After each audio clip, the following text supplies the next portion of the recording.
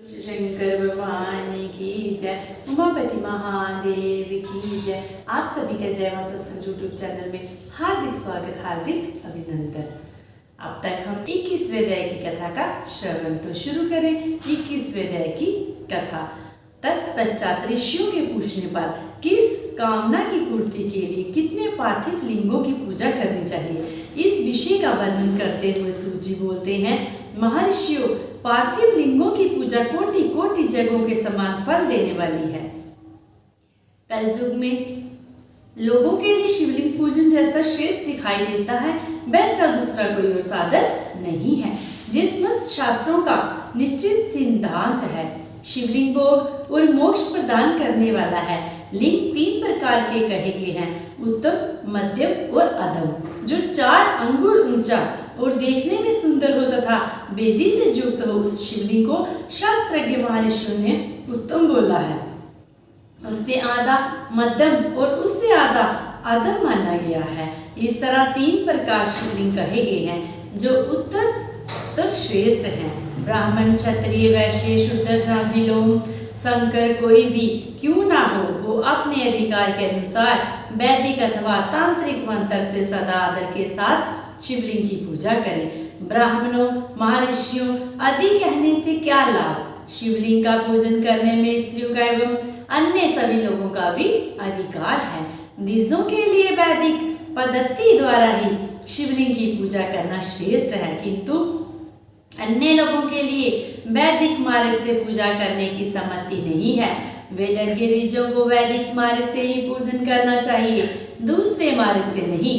ये भगवान शिव का कथन है।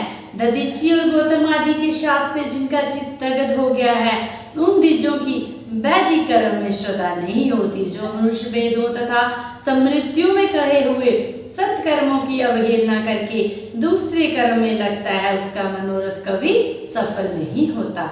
इस प्रकार विधि पूर्वक भगवान शंकर का नवेदांत पूजन करके उसकी त्रिभुवनमयी 8 मूर्तियों का भी पूजन करें। पृथ्वी, जल, अग्नि, वायु, आकाश, सूर्य, चंद्रमा तथा जजमान, ये 8 मूर्तियां भगवान शंकर की बोली गई हैं। इन मूर्तियों के समेत शरभ, भव, रुद्र, उग्र, भीम, ईश्वर, महादेव तथा पशुपति, इन नामों की भी अर्चना करें।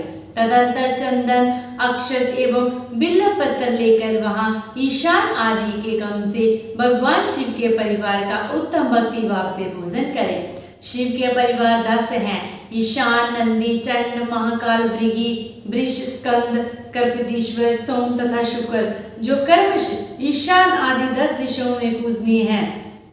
तत्पश्चात भगवान शिव के समक्ष वीरभद्र का और पीछे कार्तिक मुख का पूजन करके विधि पूर्वक 11 रुद्रों की पूजा करें। इसके पश्चात पंचरक्ष मंत्र का जाप करके शतरुद्री स्तोत्र का नाना प्रकार की स्थितियों का एवं शिव पंचांग का पाठ करें। रात्रि में देव कार्य को सदा उत्तराभिमुख होकर ही करना चाहिए। इसी तरह शिव पूजन पर पवित्र भाव से सदा उत्तराभिमुख होकर ही करना उचित है।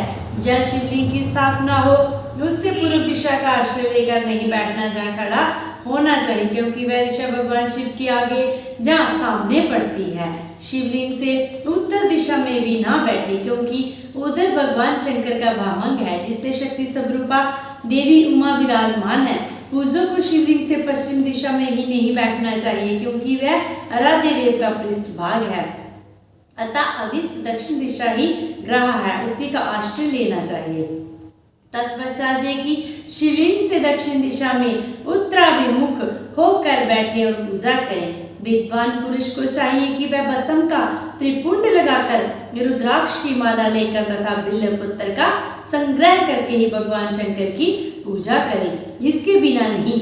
मुनिवर शिव पूजन आरंभ करते समय यदि भस्म न मिले तो मिट्टी से ही ललाट में त्रिपुंड अवश्य कर लेना चाहिए। बोल शिव शंकर भगवान की जय। ओम श्री शिवाय नमस्तुभ्यं।